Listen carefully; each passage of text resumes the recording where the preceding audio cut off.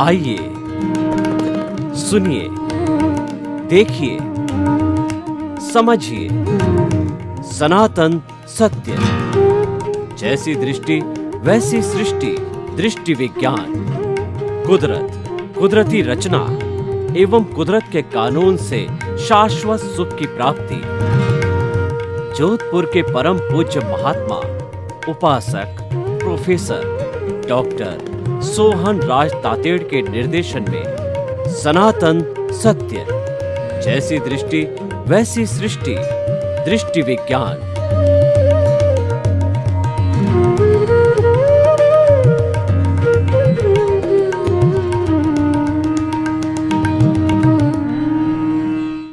भाई और बहनों, मातृशक्ति को नमन। आज का हमारा अति उत्तम विषय बचपन, संस्कार निर्माण की उर्वरा भूमि। देखिए, किसी किसान की भूमि उर्वरा होती है, यानी फर्टिलिटी होती है। अच्छा धान जो है पकाने की ज़मीन होती है, ज़मीन में ताकत होती है कि धान को पकाना, उनको अच्छी खुराक देना, उसको उर्वरा भूमि कहा जाता है। ऐसा किसान कंपैरेटिवली दूसरे किसान से प्रति बीघा जो है बहुत अधिक संख्या के अंदर फसल प्राप्त करता है, क्योंकि वो उर्वरा है। और एक बंजर भूमि होती है तो उसके अंदर चाहे कितना ही हल चलाओ, चाहे कितने ही बीज डालो, वो उसके अंदर पौधा बड़ा ही नहीं होता, कुमला जाता है, क्योंकि उसमें फर्टिलिटी नहीं है। इसीलिए जो महिला बच्चा पैदा नहीं कर सकती वो बंजर भूमि के समान कहलाती है, और जो बच्चे पैदा करती रहती है वह उर्वरा भूमि की महिला कहलाती है। तो भाई और बहनों, फर्टिलिटी का जो है वह बहुत बड़ा महत्व है। हमारा मस्तिष्क अगर उर्वरा भूमि जैसा होता है, उसमें इनोवेशन होते हैं, उसमें नए नए आइडिया आते हैं, कॉन्सेप्ट आते हैं, नए नए विचार आते हैं, पॉजिटिव थिंकिंग आती है, जन कल्याण की बात आती है, अच्छा इंसान बनने की बात आती है, काम का जज्बा आता है, उसमें जील आता है, एंथुजियाज्म आता है, और कुछ कर गुजरने की तमन्ना होती है। ऐसे लोग ही हमारे बॉर्डर पर शहीद होते हैं, ऐसे लोग ही महान बनते हैं, ऐसे लोग ही बड़े बड़े आचार्य बनते हैं, भारत रत्न बनते हैं, और बड़े बड़े ऊंचे पुरस्कार प्राप्त करने वाले होते हैं, क्योंकि उनका माइंड फर्टाइल है, उनका जो है माइंड उर्वरा शक्ति वाला है। ये उर्वरा शक्ति डेवलप कैसे होती है वो हम आपको बताना चाहते हैं। हमारा जो बचपन होता है, यानी समझ आने के बाद का बचपन, समझ लीजिए 5 से 15 साल का, ये जो पीरियड होता है ये बचपन कहलाता है। और अगर ये फर्टाइल है, या देखिए फर्टाइल 2 तरह का होता है। एक तो फर्टाइल क्या होता है कि पीछे जन्म से जो है वह उदय और प्रारब्ध के साथ में लेकर के आता है, नैसर्गिक उर्वरा माइंड होता है।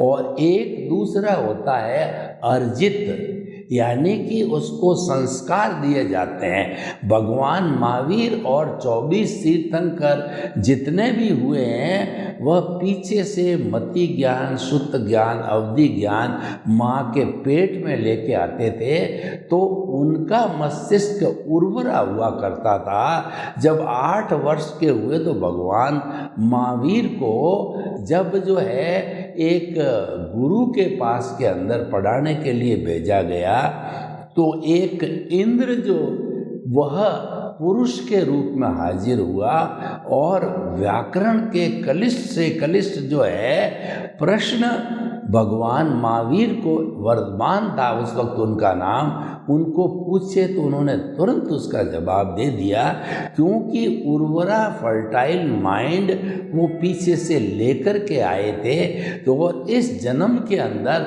वह प्रकट हो रहा था। तो यह देख करके उन गुरुजी ने कहा, ये तो पढ़े पढ़ाए हैं, इनको मैं नहीं पढ़ा सकता, ये मुझे पढ़ा सकते हैं। और वर्धमान को नमन किया, उन्हें कहा कि आप जाइए, आप पूर्ण रूपेण शिक्षा ऑलरेडी प्राप्त हो, मैं आपको पढ़ाने में अयोग्य हूँ। देखिए, तो ये बात तो नैसर्गिक है। मैं जो बात कर रहा हूँ वो अर्जित की बात कर रहा हूँ कि 5 साल का बच्चा हुआ, उस वक्त में वह एक खुली पुस्तक की तरह है, वो एक खाली स्लेट की तरह है। उसके ऊपर आप क्या लिखते हैं वह उसके दिमाग के अंदर अंकित होता जाएगा, होता जाएगा, होता जाएगा। और वह जो उम्र होती है जो फर्टिलिटी पैदा करने की उम्र होती है, उस वक्त उसको हम अच्छे अच्छे संस्कार देवें, अच्छे अच्छे महापुरुषों की कहानियाँ बतावें, अच्छे अच्छे उनको नाटक दिखाया जाए, अच्छी चीज़ें उनके दिमाग के अंदर डाली जाए। और माता पिता उस समय के अंदर वो अगर जो है अच्छे गुणों वाला जीवन जीते हैं, पॉजिटिव थिंकिंग की बात करते हैं और घर में प्रेम का वातावरण रखते हैं, तो बच्चा वो कॉपी करता है, वो और जल्दी सीखता है। पढ़ाया हुआ तो देरी से सीखेगा, लेकिन माँ बाप के जीवन से उसको जो वह संस्कार आएंगे वह संस्कार जल्दी आएंगे और वह जो है स्थायी होंगे। 5 से 15 साल की जो उम्र है, उस उम्र के अंदर जो उसका अवचेतन मन है वह साफ होता है, वह बाहरी माया, क्रोध, अहंकार, माया, लोभ, जितनी बुराइयां हैं उससे जो है दूर रहता है। बड़ा होने पर वह जो है उसका चेतन, अवचेतन और जो अचेतन मन तीनों क्रोध, अहंकार, माया, लोभ से भर जाता है। क्योंकि जो हमारी ये दुनिया है वह संसार है, वो अज्ञान से चलती है। अज्ञान को हम कषाय कहते हैं, क्रोध, मान, माया, लोभ है। तो जो ही समझ आती है उस वक्त अगर उसको अच्छे संस्कार नहीं मिलते हैं तो ये तो कंटीली झाड़ियाँ जिसको उगाना नहीं पड़ता है ऑटोमेटिकली उग जाती। कभी आपने देखा होगा कि फसल जो है जब हम बोते हैं और जब उसमें से फलक निकलते हैं, उसके आसपास में पौधों की अपेक्षा फालतू चीज़ें, जंगली झाड़ियाँ, जंगली जो है पेड़ पौधे अधिक उग जाते हैं, जिसको किसान तोड़ करके अलग करता है। क्योंकि सारी उर्वरा तो वही खींच ले जाएंगे, तो ओरिजिनल जो फसल है, गेहूं की है, कपास की है, सरसों की है, उसको फिर वो कहाँ से खुराक मिलेगी। इसीलिए अनुपयोगी चीज़ों को वो हटा देता है वहाँ से। तो भाई और बहनों, जब ये उम्र होती है उस वक्त हम कॉन्स्टेंटली जो है उसको अच्छे अच्छे संस्कार देते हैं। अच्छे संस्कार देने का क्या मतलब कि एक अच्छा मानव बनने के लिए क्या क्या अर्हताएं होती है वो हम उनको बताते हैं। 10-20 की मैं लिस्ट बताता हूँ कि पहला हम उसको कहते हैं क्रोध जो है कभी नहीं करना चाहिए। क्रोध आता है तो उसका शमन यानी उसको रोकने की कोशिश करनी चाहिए, प्रकट नहीं होने देना चाहिए। और क्रोध जब आ जावे तो 2 मिनट के लिए मौन रखो। क्रोध जब आ जावे तो मुंह में थोड़ा पानी डाल दो। क्रोध जब आवे तो 2 मिनट के लिए वो जगह छोड़ दो। फिर 2 मिनट के बाद वापस वहाँ आओ जो आप किसी से बात करना चाह रहे हो। उस वक्त आप जो कुछ भी बोलोगे वह अंट होगा, वह क्रोध युक्त होगा। ठीक इसी तरीके से जीवन में कभी अहंकार नहीं आना चाहिए। यानी कि अहंकार जो है सब दुखों की जननी है, पतन का सबसे बड़ा कारण है। अहंकार के कारण रावण इतना बड़ा विद्वान था जिसके 9 ग्रह ही उसके चारों तरफ जो है सुरक्षा कवच के रूप में रहते थे। इंद्र भी उसको नमन करता था। तो ऐसे जो है महान व्यक्ति की जो दुर्दशा आज हम दशहरा को होती है, उसके पुतले जलाए जाते हैं, कई जो है शताब्दियों से जलाए जा रहे हैं। इसका कारण उसका अहंकार था जिसके वशीभूत होकर के वो सीता माता को हर ले गया। To err is human. व्यक्ति गलती का पुतला है, ले गया तो लोग क्षमा करने को तैयार थे। उसको खूब समझाया गया, उसके भाई विभीषण ने समझाया, मंदोदरी ने समझाया, उसके नाना ने समझाया, उसकी माँ ने समझाया, सभी ने समझाया, पर वो माना ही नहीं। तो उसका अहंकार के वशीभूत होने कारण उसका अंत राम के हाथ हुआ। तो ये हमारे 4 बड़े दुश्मन हैं, इनको जीत लेता वो जितेंद्रिय कहलाता है, वो अरिहंत कहलाता है, दुश्मनों का नाश करने वाला। अरि मतलब दुश्मन, हंत बने नाश करने वाला। कौन से दुश्मन? भीतरी दुश्मन, क्रोध, अहंकार, माया और लोभ। माया जो है ये छल कपट है। भाई बहन है, एक को कुछ कह दिया, दूसरे को कुछ कह के लड़ा दिया, पति पत्नी को लड़ा दिया और माँ बाप के बीच में झगड़ा पैदा कर दिया। ये माया कहलाती है। और लोभ का तो कोई अंत होता ही नहीं है। नीड के ऊपर जितना संग्रह किया जाता है वह ग्रीड कहलाती है। ग्रीड को लोभ कहा जाता है। लोभ जो है सबसे बड़ा पाप है।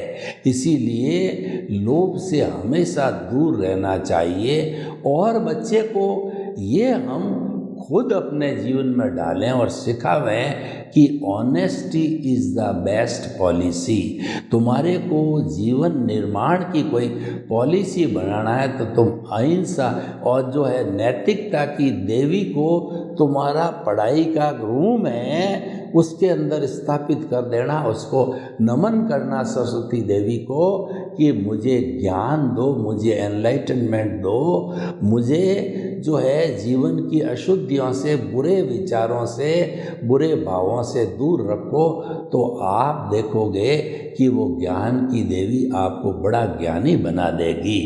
इस तरीके से व्यवहार कुशलता के और अध्यात्म के बहुत से सूत्र हैं वो दिए जाने चाहिए। जैसे कि जो है मैं व्याख्या में नहीं जाकर के बताना चाहूँगा कि पहली चीज़ उसको बच्चे को ये सिखाना चाहिए कि जगत निर्दोष, यानी कि इस सारी दुनिया में जितने भी असंख्य अनंत प्राणी हैं उनका कोई दोष नहीं होता है। सारी सृष्टि निर्दोष है और वो दोष मेरे भीतर छुपा हुआ है। मेरा भीतर का जो कषाय है, कार्बन शरीर है, कॉजल बॉडी है, वह दोषों से भरा पड़ा है। कबीरदास जी ने एक बार सोचा कि मैं जाके गांव के अंदर जो बुरे बुरे लोग हैं उनकी सूची तैयार करूं। दिन भर वो घूमते रहे, उनको एक भी ऐसा बुरा व्यक्ति नहीं मिला। और शाम के समय उन्होंने ध्यान किया, चिंतन मनन निध्यासन किया तो मालूम पड़ा कि मेरे भीतर तो दोषों का खजाना भरा पड़ा है। ये सारे दोष जब साफ होंगे तभी मेरे को मुक्ति मिलेगी, तभी मेरे को आज़ादी, स्वतंत्रता, free from the bondage, emancipation, salvation मिलेगा। तो भाई और बहनों, दूसरे किसी के दोष नहीं निकालें। और जगत निर्दोष का अर्थ है कोई व्यक्ति बिना हिसाब के आपसे बात नहीं कर पाएगा, आपके पास नहीं आ पाएगा, आपके विचारों में नहीं आ पाएगा, आपको टच नहीं कर सकेगा, लेकिन हिसाब है तो व्यक्ति बार बार आएगा, घंटी बजाएगा कि भैया मेरे 10,000 रुपये बाकी है, मुझे दो। आप कहोगे अगली तारीख है दोगे, तो उस तारीख पे वो हाजिर हो जाएगा, क्योंकि अभी आप निर्दोष नहीं बने हैं, अभी आपका जो है उसका आप पर कर्जा है। तो इसीलिए जगत निर्दोष है, दोष अब अपना खुद का होता है। दूसरा, टकराव टालिए, चाहे आप घर में हैं, ऑफिस में हैं, पब्लिक प्लेस पर है, सड़क पर है, या कहीं पर भी है, देश में विदेश में, आप प्रतिक्रिया नहीं करें। कोई व्यक्ति, हम क्या है कि डिस्कोर्स में, बातचीत में, फ़ोन के ऊपर या कोई भी व्यापारिक चीज़ के ऊपर हम कोई होता है तो उसकी प्रतिक्रिया करते हैं कि ये गलत है, ऐसा है। यानी प्रतिक्रिया का अर्थ होता है कि उस डिस्कोर्स में राग द्वेष को जोड़ना, वह प्रतिक्रिया कहलाती है। तो हमें प्रतिक्रिया विरति करनी चाहिए।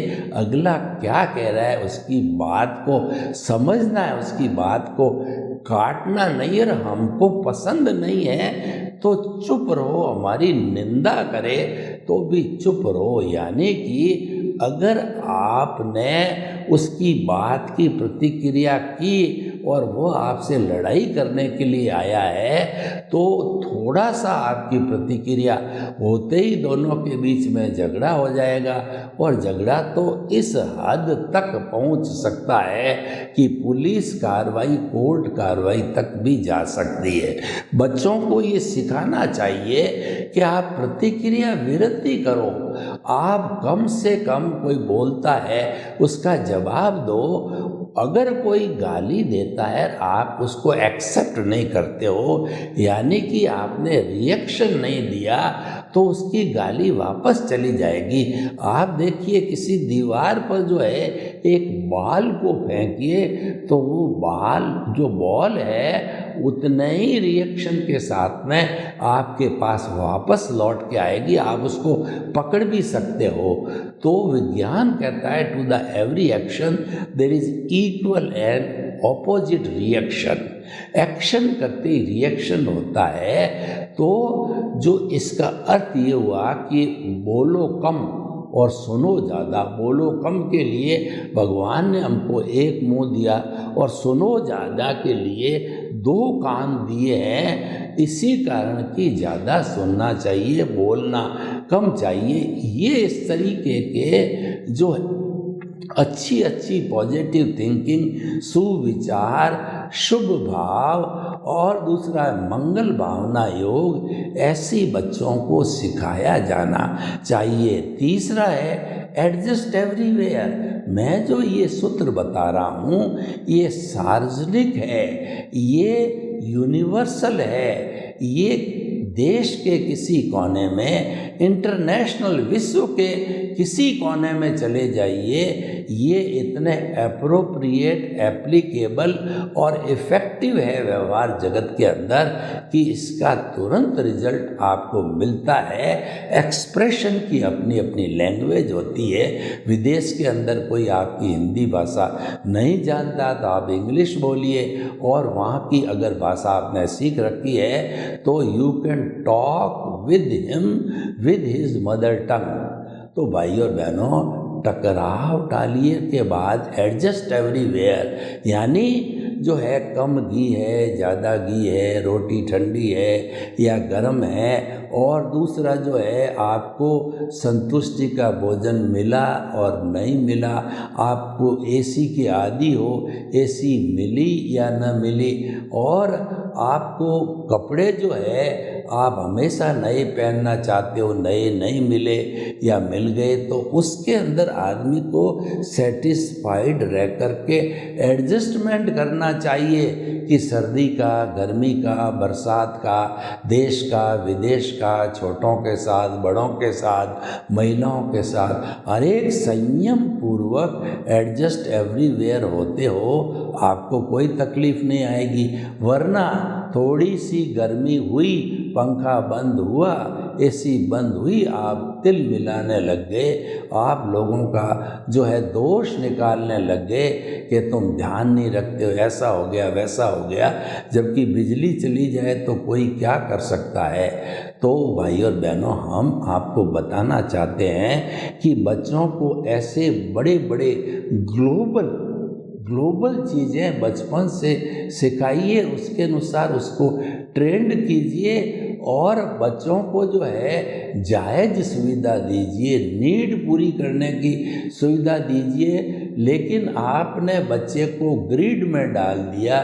ग्रिड का अर्थ यह है कि बच्चा बड़ा हो गया, मान लो उसको मोबाइल की आवश्यकता होती है बात करने में या इंटरनेट चलाने में, तो उसको 5,000 10,000 तक का अच्छा मोबाइल आवश्यक है, उसको स्कूटी की आवश्यकता है क्योंकि अब वो कॉलेज जाने लग गया, उसको घड़ी की आवश्यकता है। ये छोटी छोटी नीड है, ये पूर्ति करने चाहिए, उससे बच्चे की एफिशिएंसी बढ़ती है। लेकिन आपने तो 5,000 की जगह 50,000 का मोबाइल दिला दिया, आपने तो स्कूटी की जगह कॉलेज जाते ही कार दिला दी, और जो है वो स्कूल के अंदर महंगे महंगे कपड़े तो उसको अहम कर आएगा दूसरे बच्चों की तुलना में, क्योंकि उसका ज्ञान अभी तक मैच्योर्ड नहीं है।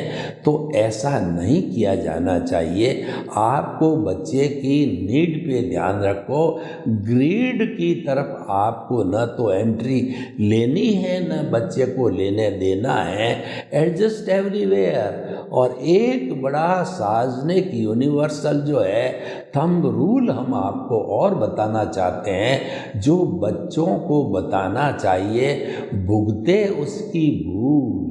यानी कि बच्चा जो है वो बीच सामने चल रहा है और उसके सामने कोई घर में पत्थर पड़ा है, उसकी चोट लग गई और उसके खून आ गया, तो वह जो है वह दोष देगा किसी न किसी को, ये पत्थर किसने रखा, क्यों रखा, तो सारी बातें वो करने लगेगा।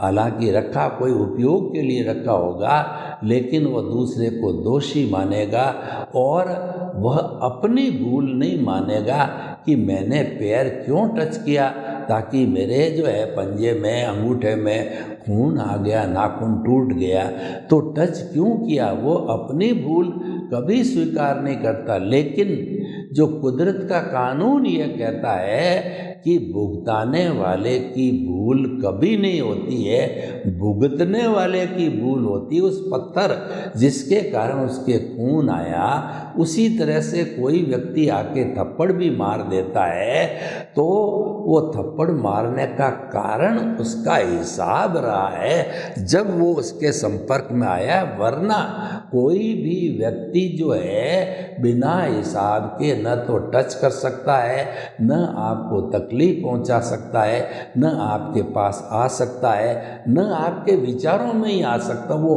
विचार ही नहीं आएगा। तो भाई और बहनों, हम आप कहते हैं भुगते उसकी भूल। और एक सूत्र हम देते हैं आपको कि हुआ सो न्याय, यानी कि आपके साथ में अच्छा हुआ या बुरा हुआ, बच्चा 10th क्लास के अंदर फर्स्ट आ गया या फेल हो गया, तो होने के बाद मानना चाहिए, समझाना चाहिए कि ये जो कुछ हुआ है ये प्रकृति माँ ने किया है, क्योंकि ये कंट्रोल प्रकृति के पास है।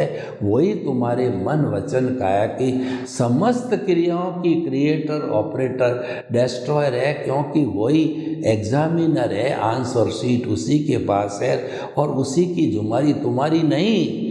जितने भी 84 लाख जीवा योनियाँ बर्थ प्लेसेस के असंख्य अनंत आत्माएं हैं, उनको भुगतान कराने की जिम्मेदारी कुदरत यानी उसका जो डिपार्टमेंट जो है व्यवस्थित शक्ति, साइंटिफिक सर्कमस्टेंशियल एविडेंसेज है, जिसके संयोग बोलते हैं, द्रव्य क्षेत्र काल भाव संयोग कहे जाते हैं, उसके माध्यम से वो भुगतान कराती, क्योंकि ये उसकी ड्यूटी है और वो उतना ही कराएगी जितना तुम्हारा पिछले जन्म का उपादान है। पिछले जन्म में जो कुछ भी आपने जो है वो जो ध्वनि की थी, वह इस जन्म में वह प्रतिध्वनि है। तो भाई और बहनों, ये 5 सूत्र ऐसे व्यवहार जगत के हैं, बच्चे को बचपन से ही सिखाया जाए तो जो है वो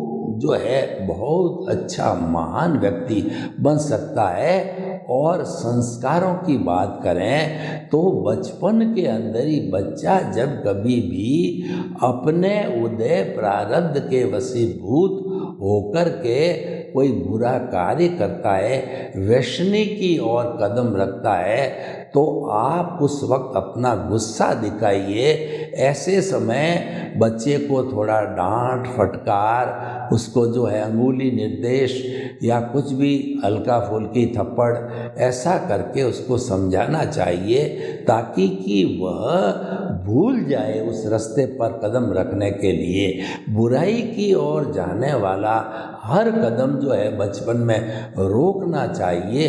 अगर इस समय में नहीं रोका गया तो जितने भी हमारी आज दुनिया की समस्याएं हैं, आतंकवाद है, अपराध है, मिलावट है, ये सब वही लोग, कुसंस्कारी लोग सीखते हैं और फिर जीवन में उसका उपयोग करते हैं। एटीएम को तोड़ना, साइबर फ्रॉड करना और जो है असंवेदनशीलता, महिलाओं बहनों को तंग करना इत्यादि इत्यादि बहुत से जो है वो बुरे कार्य है, वह सीख जाता है। ऐसे स्थान पर बच्चे को कसना चाहिए।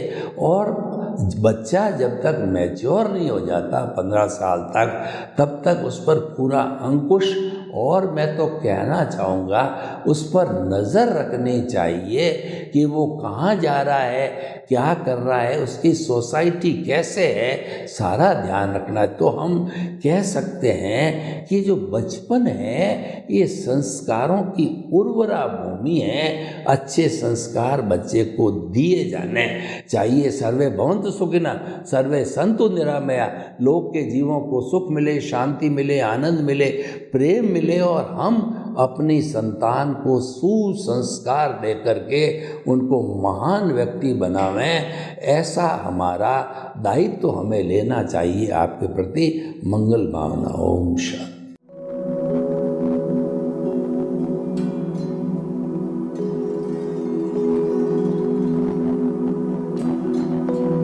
एक ऐसा अंतर्राष्ट्रीय ख्याति प्राप्त मानव जो गुरु प्रेरणा से पिछले 20 वर्षों से वानप्रस्थ जीवन जीते हुए 24 घंटे मानवता की सेवा में संलग्न है। एक ऐसा मानव जो अभी राष्ट्रीय, अंतर्राष्ट्रीय टीवी चैनलों पर 7,500 एपिसोड के माध्यम से सनातन सत्य, आत्मविज्ञान एवं पुनरुत्थान व्यवहार एवं निश्चय जगत के जीवनोपयोगी विषयों पर हृदय स्पर्शी प्रवचन कर चुका है। उस मानव का नाम है महात्मा उपासक प्रोफेसर डॉक्टर सोहन राज तातेड़। प्रोफेसर तातेड़ द्वारा योग, दर्शन, शिक्षा विषयों पर रचित पीएचडी स्तर के 250 शोध ग्रंथ भारत के 100 प्रतिष्ठित विश्वविद्यालयों में शोधार्थी पढ़ रहे हैं तथा वे सभी शोध ग्रंथ वहां की सेंट्रल लाइब्रेरियों में उपलब्ध हैं। महात्मा सोहन राज ने अभी तक हजारों स्कूलों, कॉलेजों, विश्वविद्यालयों एवं संस्थाओं में सेमिनार, वर्कशॉप, कैंप लगाकर लाखों विद्यार्थियों को योग, दर्शन, शिक्षा का प्रशिक्षण देकर उन्हें सुसंस्कारित किया। डॉक्टर तातेड़ ने भारतीय संस्कृति उत्थान के 4000 से अधिक समसामयिक विषयों पर आर्टिकल लिखकर ऑनलाइन जर्नल, पत्रिकाओं, वेबसाइट्स पर प्रकाशित किया, जिसका उपयोग लाखों पाठक कर रहे हैं। उपासक तातेड़ के 5000 से अधिक आज का सुविचार, आज का शुभ संदेश, आज का मंगल भावना योग आदि चिंतन websites, Twitter, blogger, Facebook, YouTube माध्यमों से लाखों लोग अपना जीवन निर्माण कर रहे हैं। मानवता के मसीहा ऐसे महामानव महात्मा सोहन राज तातेड़ के प्रोफाइल को अभी तक विश्व के 20 लाख दर्शक यूट्यूब पर, 12 लाख गूगल पर एवं लाखों दर्शक फेसबुक, ब्लॉगर, ट्विटर और इंस्टाग्राम पर देख चुके हैं।